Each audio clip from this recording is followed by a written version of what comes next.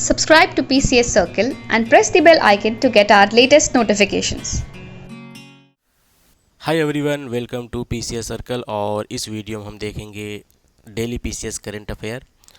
और आज का वीडियो काफ़ी लेट हो गया ड्यू टू वर्ल्ड कप। तो कल रात को मैंने वीडियो इसलिए नहीं बनाया बिकॉज वर्ल्ड कप था। सो आज का वीडियो इसलिए काफ़ी आपको लेट मिल रहा है। उम्मीद करता हूँ आप सभी इस वीडियो को अवश्य देख लेंगे। और कल से हमारा वीडियो सेम टाइम पर आएगा। बाय द वे, आप सभी को भारत के विश्व कप जीतने पर हार्दिक बधाई और शुभकामनाएं। चलिए स्टार्ट करते हैं आज का वीडियो। एंड यस, आप सभी से अनुरोध है कि आप सभी हमारे पीसीएस सर्कल के यूट्यूब के चैनल को जरूर सब्सक्राइब कर लें। पीसीएस सर्कल के अलावा अगर आप यूपीएससी सिविल सर्विसेज का प्रिपरेशन कर रहे हैं तो आप सभी हमारा आईएएस सर्कल का चैनल भी सब्सक्राइब कर लें। सीसैट के लिए ये वाला चैनल है, आप सभी इसको अवश्य ज्वाइन कर लें। पीडीएफ के लिए आप हमारे इन टेलीग्राम चैनल्स को ज्वाइन कर सकते हैं। अगर आप यूपीएससी सिविल सर्विसेज 2025 का तैयारी कर रहे हैं तो आप हमारा यूपीएससी का सीसैट अवश्य ज्वाइन कर लें। बहुत ही अफोर्डेबल प्राइस पे इसको दिया जा रहा है और इसमें काफ़ी बेहतरीन कोर्स है। मतलब इसमें आपका रीजनिंग और एप्टीट्यूड काफ़ी स्ट्रांग हम करेंगे। ऑलराइट, चलिए स्टार्ट करते हैं आज का पहला प्रश्न। और ये है, recently the government of Uttar Pradesh has decided to set up bioplastic park in which district. यानी कि हाल ही में उत्तर प्रदेश सरकार ने किस जिले में बायोप्लास्टिक पार्क स्थापित करने का डिसीजन लिया है।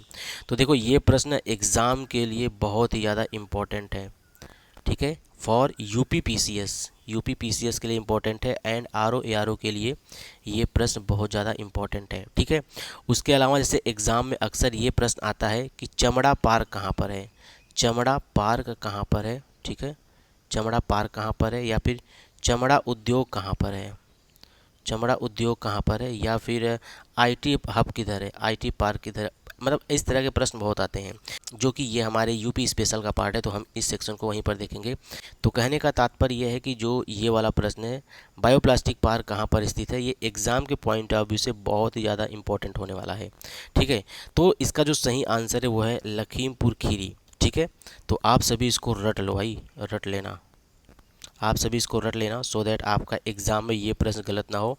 ये 2024 के पेपर में आने की इसकी संभावना बहुत ही ज़्यादा है। अगर 2024 में नहीं आया तो 2025 में तो अवश्य आना चाहिए। ठीक है, अगर हम बात करें कि मतलब ये लखीमपुर में कहाँ पर स्थित है, तो ये आपका लखीमपुर के कुंभी विलेज में स्थित है, जो कि गोला गोरखनाथ तहसील में स्थित है। देखो, ये अगर आपको गोला गोरखनाथ भी मिल जाता है ना, तो आप इसको याद कर ऐसे कर सकते हो, ये योगी आदित्यनाथ जी किस टेम्पल से आते हैं, वो गोरखनाथ मंदिर से आते हैं। राइट, तो आप इस शब्द को वहाँ से याद कर सकते हो। ठीक है, तो हमारी यही कोशिश होती है कि हम आपको चीज़ों को याद करवा दें। तो ये मैंने आपको योगी आदित्यनाथ जी से लिंक करके आपको ये मैंने समझाने की कोशिश किया, और ये लखीमपुर खीरी में स्थित है। बाकी एक चीज़ में आप ये दे सकते हो कि यहाँ पे टोटल 2000 करोड़ की बात चल रही है। तो आप ये डेटा, ये मतलब ये पैसा भी पूछ सकता है एग्ज़ाम में कि कितने करोड़ देने की घोषणा हुई है। राइट, तो ये प्रश्न बहुत ही ज़्यादा इंपॉर्टेंट है for upcoming UP PCS as well as RO.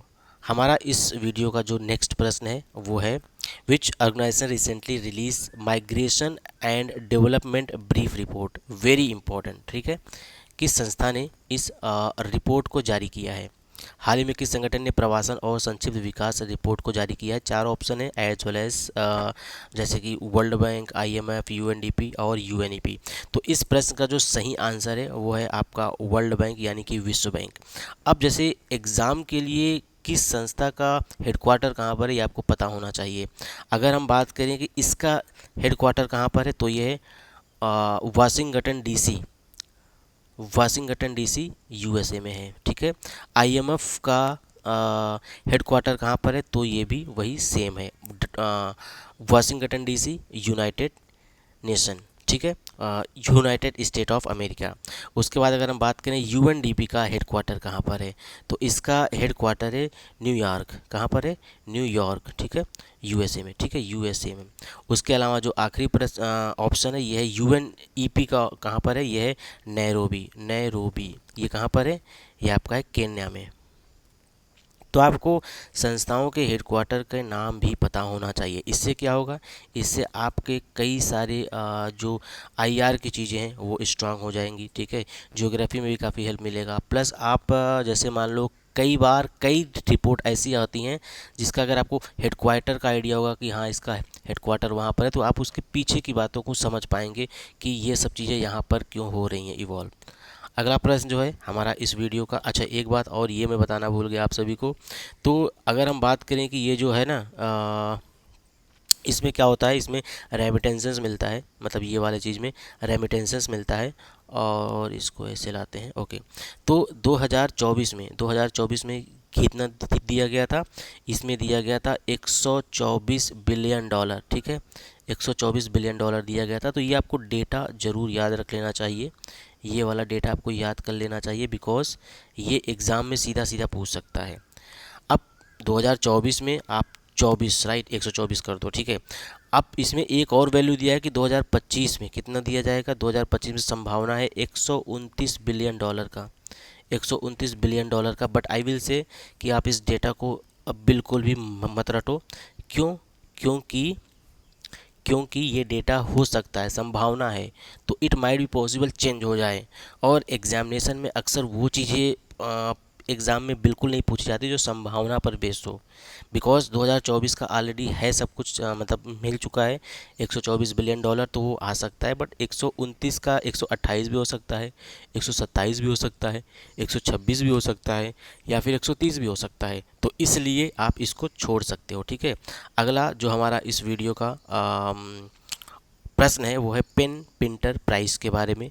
हम अगर बात करें पेन पिंटर प्राइस, तो ये अवार्ड है 2024 का, राइट। और ये अवार्ड किसको दिया गया है, ऑप्शन में पूछ रहा है, तो जो इसका सही ऑप्शन है वो है ऑप्शन डी, अरुंधति राय जी को ये मतलब ये अवार्ड दिया जाएगा। कहाँ पर दिया जाएगा, लंदन में दिया जाएगा, राइट। अब हम इस प्राइस के बारे में देख लेते हैं। ये जो प्राइस है ये सन 2009 में इसकी शुरुआत हुई थी उन राइटर्स के लिए जो कि निर्भीक होकर अपनी बातों को रखते थे, राइट, जो कि अपनी बातों को खुलकर बोलते थे, प्लस इंग्लिश स्पीकिंग होते थे, मतलब यानी जो कि सिर्फ और सिर्फ अंग्रेजी भाषा में अपनी बातों को लिखते थे, ठीक है। प्लस वो कॉमनवेल्थ नेशंस के पार्ट हैं या फिर वो यूके के पार्ट हैं, ठीक है। तो इन बातों को होना आवश्यक है, मतलब अगर आप इस कैटेगरी में आते हो तो आपको ये अवार्ड अवश्य मिल सकता है। अरुंधति राय, इनको ये अवार्ड दिया जा रहा है। अच्छा, इनको यूएपीए के खिलाफ दिल्ली गवर्नर ने इनको सैंक्शन भी किया था, राइट। और ये सब बातें हम लोगों ने ऑलरेडी देख लिया है। अच्छा, यूके के अलावा आयरलैंड से भी अगर आप हैं तो भी ये अवार्ड आपको मिल सकता है। इस वीडियो का जो हमारा नेक्स्ट प्रश्न है ये है, हाल ही में किस देश ने 2030 से पशुधन उत्सर्जन पर दुनिया का पहला कार्बन टैक्स लागू करने की योजना की है। तो ये एग्ज़ाम के लिए इम्पोर्टेंट हो सकता है, तो आप लोग इसको अवश्य देख लो। तो अगर हम उस देश की बात करें तो वो है आपका ऑप्शन बी, डेनमार्क, ठीक है। ओके, तो अगर हम इसके बारे में बात करें कार्बन टैक्स एमिशन के बारे में, तो जितने भी जानवर हैं जैसे कि गाय हो गया, सूअर हो गया, भेड़ हो गया, ये लोग जब रेस्पिरेशन करते हैं तो ये लोग अपने साथ ग्रीन हाउस गैस एमिशन करते हैं, ठीक है। तो इसलिए ये टैक्स इनके ऊपर सन 2030 से लगाया जाएगा, ऐसा ये देश बोल रहा है, ठीक है। तो एग्ज़ाम के लिए ये इम्पॉर्टेंट हो सकता है कि कौन सा देश है जिसने ये डिसाइड किया है कि हम 2030 से एमिशन टैक्स लगाएंगे। हम अगर डेनमार्क की बात करें तो आपको डेनमार्क का मैप अवश्य पता होना चाहिए कि ये कहाँ पर स्थित है। तो ये देखो, ये है आपका नॉर्थ सी, ठीक है, यह है आपका जर्मनी और यह है स्वीडन, ठीक है। यहाँ पर है कोपहेगन डेनमार्क की राजधानी है, और ये बहुत ही छोटा सा देश है, ये एक तरह से बाल्टिक नेशन में आता है क्या, आप लोग इसको मैप में देख लेना। और इस वीडियो का जो हमारा नेक्स्ट प्रश्न है वो है पल्लीकरनई मार्शलैंड के बारे में, कि ये रिसेंटली न्यूज़ में था, ये किस राज्य में स्थित है। तो देखो, ये नाम से ही काफ़ी हद तक क्लियर है कि ये साउथ इंडिया का कोई एक है एरिया का नाम। तो साउथ इंडिया में कई सारे राज्य आ जाते हैं, जैसे कि आंध्र प्रदेश, कर्नाटका, केरला, तमिलनाडु।